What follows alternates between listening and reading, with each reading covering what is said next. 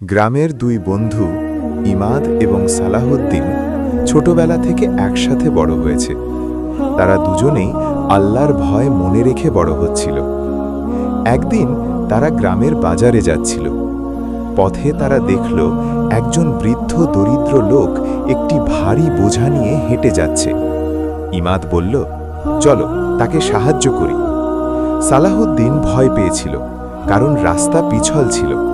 কিন্তু ইমাদ স্মরণ করালো, আল্লাহ বলেন কোরআনে, যারা আল্লাহকে স্মরণ করে এবং মানুষের জন্য সহায়ক হয় তাদের জন্য মহান প্রতিদান আছে।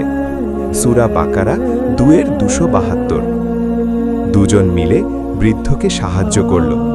বৃদ্ধ ইমাদকে বলল, আল্লাহ তোমাদের সাহায্যকারী হোক। একজন গ্রামীণ দোকানদার তাদের কাছে ধন্যবাদ জানালো, কিন্তু ইমাদ বলল, আমরা এটি আল্লাহর জন্য করেছি।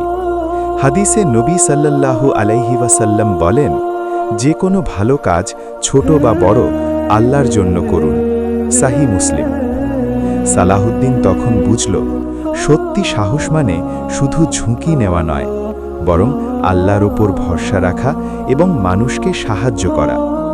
এই ছোট ঘটনাটি তাদের বন্ধুত্বকে আরও দৃঢ় করল এবং তারা জীবনে সব কাজ সৎ ও আল্লাভীরু মানসিকতায় করতে শিখল।